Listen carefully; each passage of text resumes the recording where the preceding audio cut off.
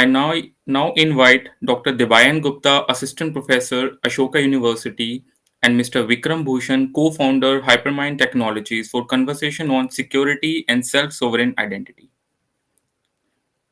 My voice is clear, right? Yes, your voice is clear. The platform is yours. Oh, nice. Waiting for Debayan. Yeah, Debayan is also joining. Sure. So, the last session was really interesting. I was listening. I'm glad, the speaker could Okay. clarify a Okay. lot. Hello, Debayan. Hi, hi, hi. Good afternoon, everyone. Hi, everyone. Good afternoon. And I think it's just you and me now. Yeah, Debayan. no, let's get started. So, I think we were discussing some of this yesterday about how we would start. Yeah. I think given that the metaverse is such a new concept and everyone's talking about it, it's become a bit of a buzzword. Uh, and I'm sure different speakers before us have all had slightly different, blind men and the elephant sort of view. So we blind men, let's try and give our own version of the metaverse. Do you want to start and sort of give that vision? I know you've written a very nice article about it, so I'm I mean, looking forward to hearing it. that was just an idea that everybody has their own perspective or different ways to maybe contribute to metaverse. Let's put it that way. So, and since my team is working in self-sovereign identity standard, trying to implement that, so we thought, why not put our perspective or probably see if it makes sense. So that was, that's why the blog that I Yeah, shared. but I really want to hear your sort of 1 minute view of what you see the metaverse turning into. Oh, okay. So it's actually, so as I told you, I am I believe less in philosophy and more in practical implementation.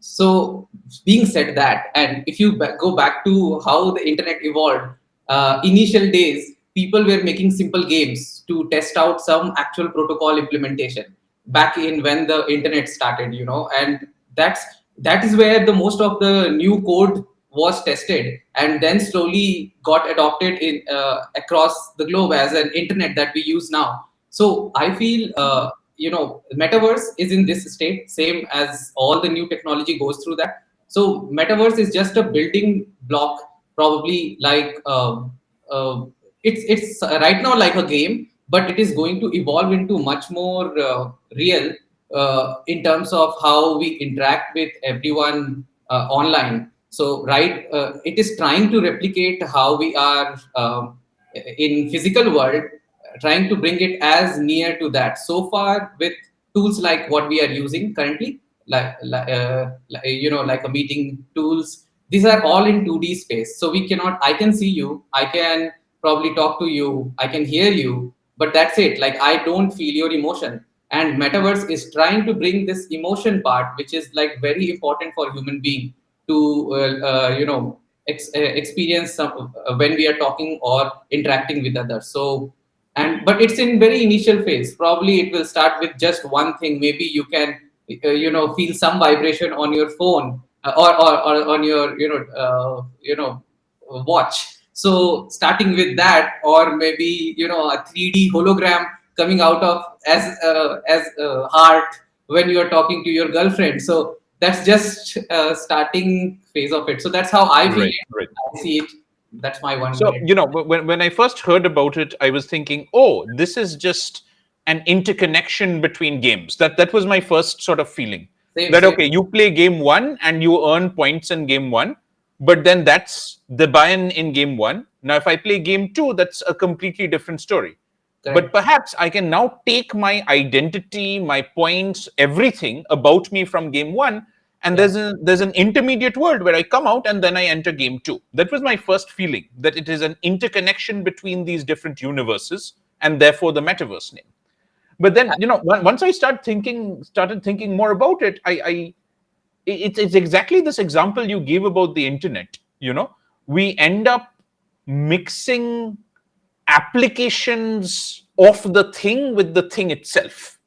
right? The internet also started with applications of the thing. I think we're going through a similar stage with cryptocurrencies and the blockchain, for example. Yeah, that's what. And for our audience, probably the best example that I know of for this is geometry, right? If I say geometry, people think, oh, it's a part of mathematics. It's its own subject. It's got its own complexities. People do research papers on it.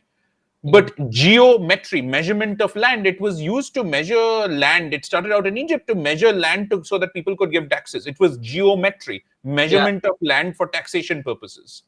So, Wow. and it was that way for a very long time, right? That's Yeah, what it was for. Geometry was for taxes. I And agree. I think exact same philosophy can be used for metaverse or any technology that is emerging. I mean, it all starts from real world, and that's where we try to get as near to that in whatever protocol or applications or the application whatever we are building. We try to replicate that, and there will be challenges, right? Like, as you know, the topic of this session is privacy and security. So this is a common topic which is across everything. It can be on for metaverse, or it can be for DeFi application, or it can be centralized banking system. So this is a common. So probably we can touch base a little bit of these two when we are talking. sure, sure. So I'll provide my sort of I'll put on my security hat, and I'll give my usual one of my biggest gripes with security. So I've been a security researcher since, like, pretty much, my PhD was in the same area. Everything I do is in this sub area, and my overwhelming emotion in this entire area is just one of frustration. It Yeah, feels like we are always building things that are like 2 inches away from what people actually want somehow. And it's always that 2 inches off. And part of the reason for that is, we were discussing this the other day. When governments and other regulators, or even cryptographers or researchers or programmers, try to impose security or privacy on the population, it just doesn't work, right? Look at cookies, GDPR cookies, right? It's supposed to have increased your privacy and security somehow. It doesn't. We all get those accept all cookies, blah blah blah, and we're just like, okay, come on, I need to get to the website. So you just click and go through. So it, instead of being something that empowers and enables better security and privacy, all it has become is an extra click you have to do, yeah, and right? and you don't see the value anymore.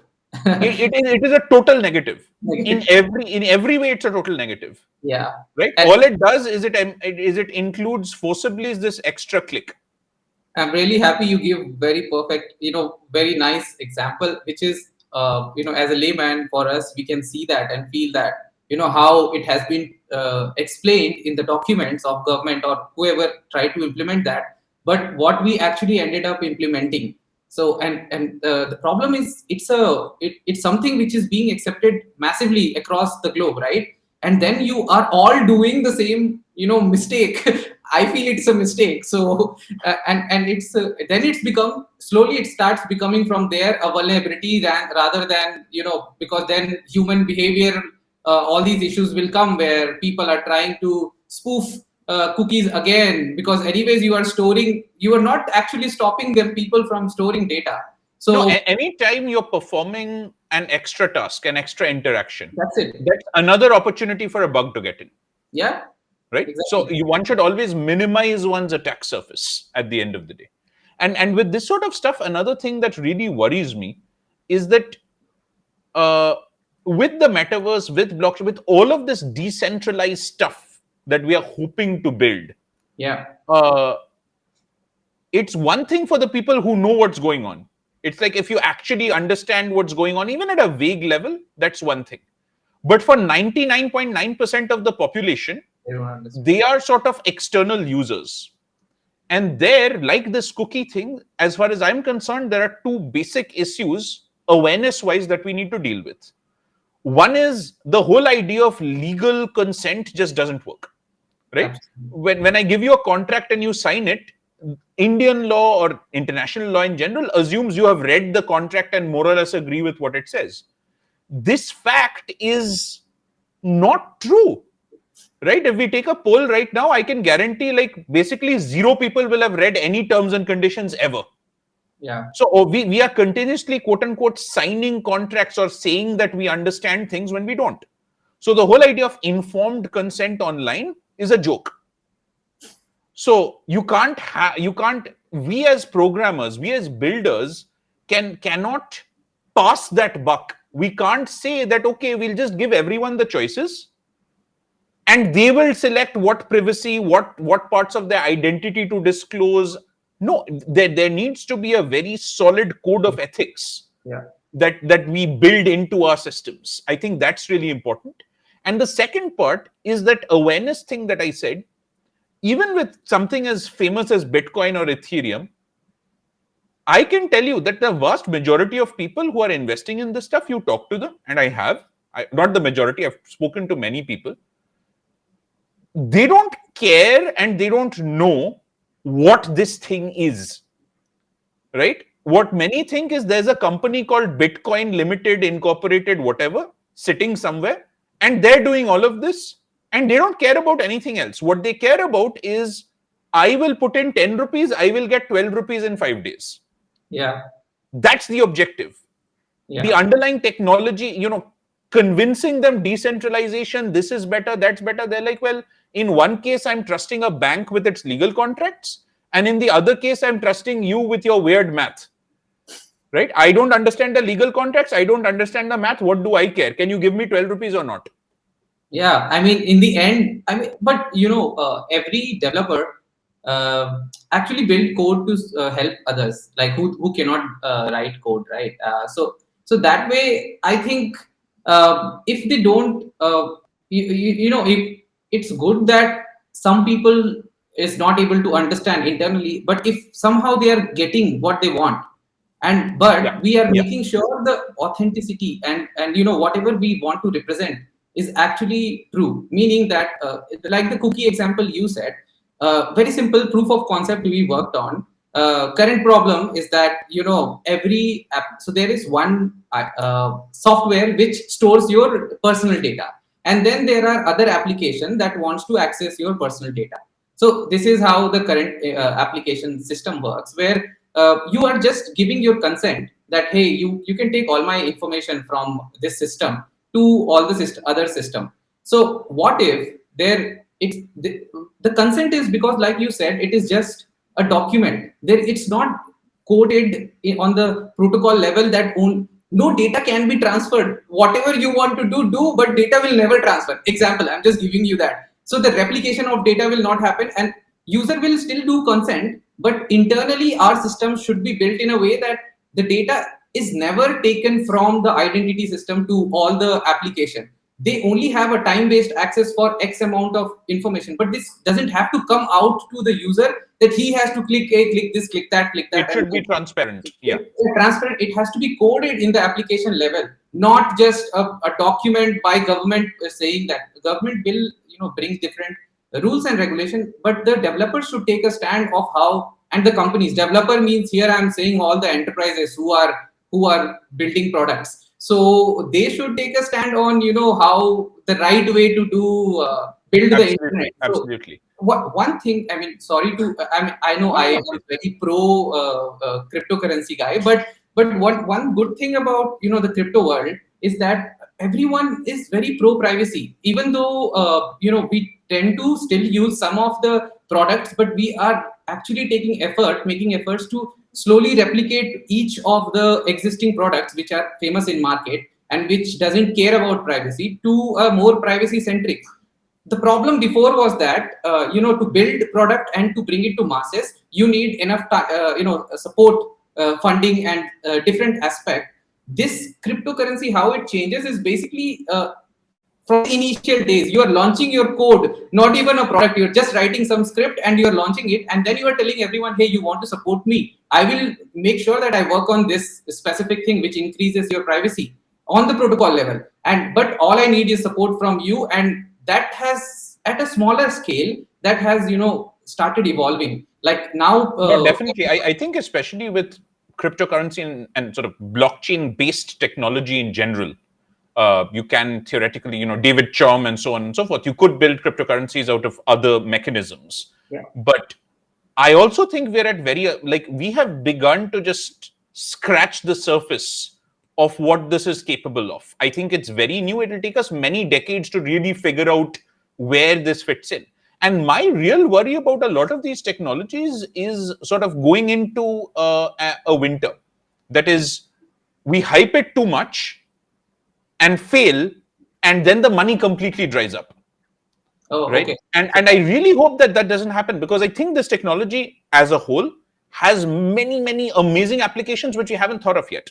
We've Yeah, thought of a few, yeah. but with many announcements that I'm seeing from various governments around the world, various private organizations also, there are many people who are just adding the word blockchain to whatever, my business plan is go to a VC, shout the word blockchain until they give me money. Like, it can't be that. So yeah, now Debayan, now you are talking about these enterprises who are actually not doing the right way, but the problem is they will again go back to the same I say it fucked up, sorry to use that word, but on this is the same way how we have been writing software. So you are right, like there will be good side and bad side, but majority as a whole, at least one word they remember is the privacy. So any developer who is coding, they Yeah, keep yeah. this in mind, that like we have some companies whom we have partnered with. Whenever we talk about data, they always say, like, in my D app no data should come from any system. So, and I've seen, like, I am not a big company, but we have 115 partners. Out of that, at least 50 of them, they have told that whenever we do integrations, that no data, personal data should be. They don't care. Like, as long as, so let's say it's a small number, 50. I'm just giving from my company and my partners, right? Now, think it in a global scale. All the blockchain companies, they have their partners. Somehow, even it's not huge, but it's making a substantial difference. It's just that Definitely, it's definitely. founders to founders, or the the owners of the company, they have to take a stand in how they want to build product. And this is Yeah. where in metaverse it's going crazy, because everyone is building metaverse game where they're trying to adopt get lot of personal data of the gamers do not honestly care. They care about if they are getting money from playing these games. So I know at a technological level we are doing a lot of test and regression testing and all these things in real world, but we should be far more concerned about how the data is being used on metaverse, because metaverse will make it more worse than 2D. Right. So one of the things I really wanted to bring up is, people say these things: zero knowledge proofs, multi-party computation, homomorphism, blah blah blah. Absolutely. These are all ways of using data without revealing it, right? Exactly. And for our audience, I mean, here's a very quick zero knowledge proof technique. It's a lie. Suppose Vikram is colorblind and he walks out and I see he is wearing two differently colored socks. Now Yeah. Vikram won't believe me, right? And I have my magic color software running in my eyes, which I'm not willing to give to Vikram, or I can't give it to Vikram, my colorblind technique. So what I do is I take his two socks, put it behind, I ask him to put it behind his back and either switch or not switch them. And he keeps showing them to me. If I can identify the correct, whether he switched or not every single time, clearly I can tell the difference between the two socks, which means I have proved to him that I was telling the truth without revealing anything else. That is one way to do it, but there are many. These are called Arthur Merlin proofs, essentially. But there are many such techniques that allow us to do, first of all, prove things to people without showing what we have. And second, compute on secret data, which is also really amazing, right? With the multifariousness of the metaverse that is coming in, we'll see a lot of ethical considerations being sidestepped by these techniques. So, for example, again, let's say we want to calculate the average salary of everyone in this who is attending this conference.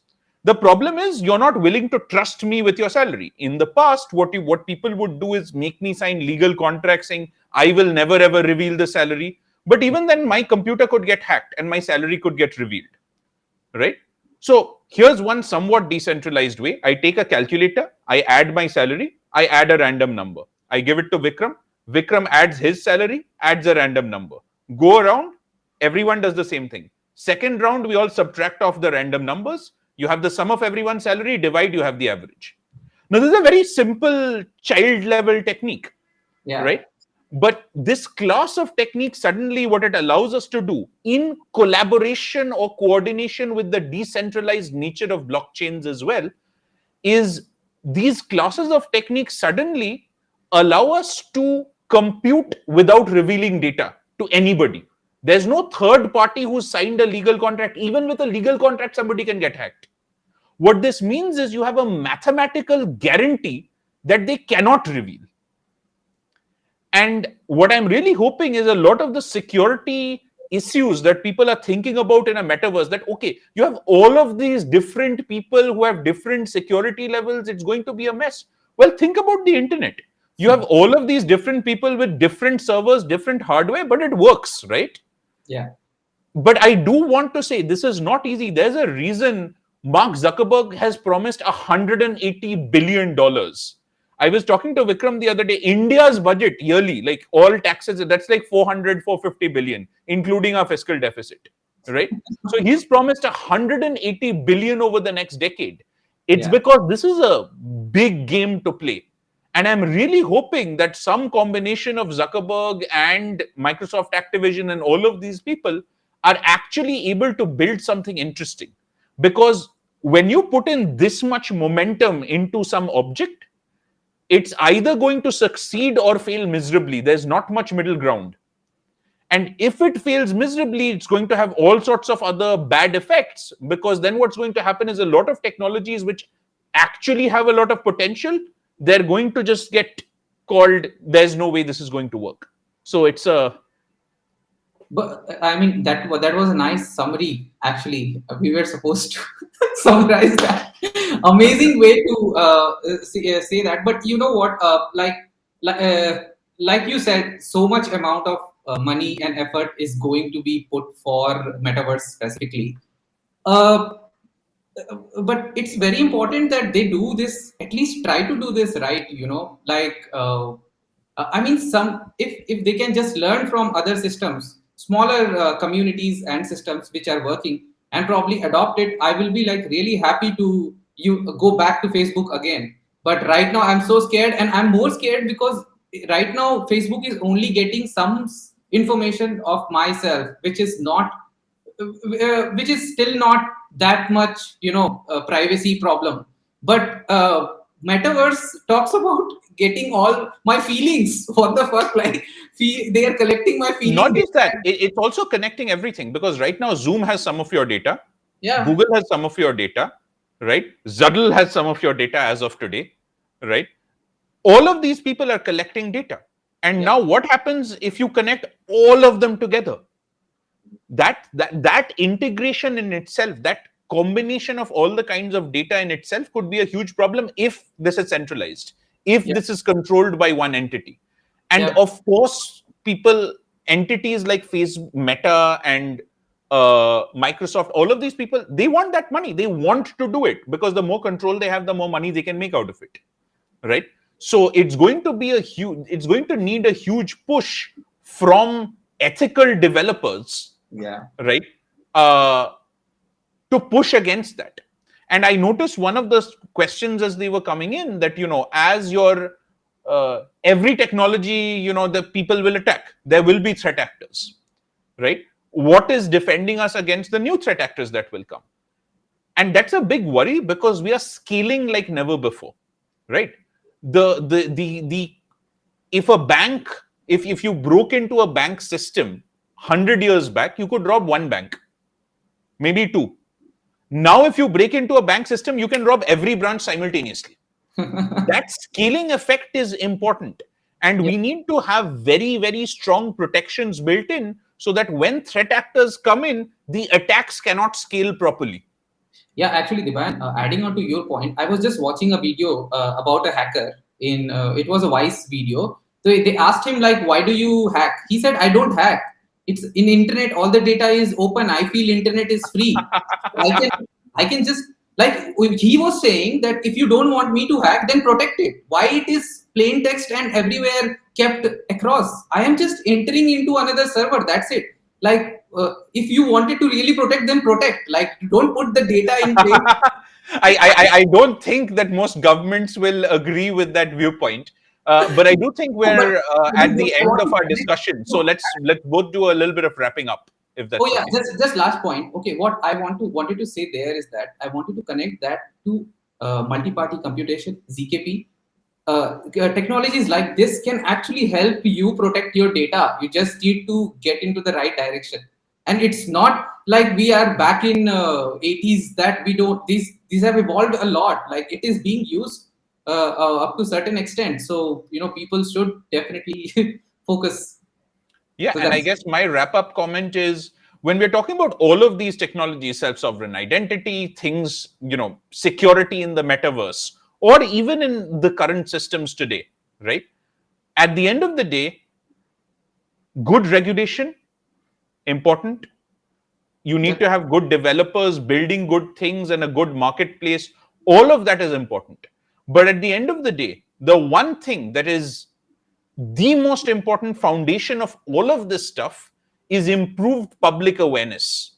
Because with improved public awareness comes better choice. And absolutely. with better choice comes more money flowing to better developers as opposed to bad ones, and so on and so forth. Right? Yeah. So I think that we need to have a lot more of these discussions with a lot more of these people who have been kind enough to listen to us. And hopefully one day soon we'll have everyone actually reading their terms and conditions, or better still, a world where we don't need to. Yeah. Amazing. Okay, Cool. so That's it from us then. Take care. And I hope we were engaging and you enjoyed listening to us. Bye bye. bye bye.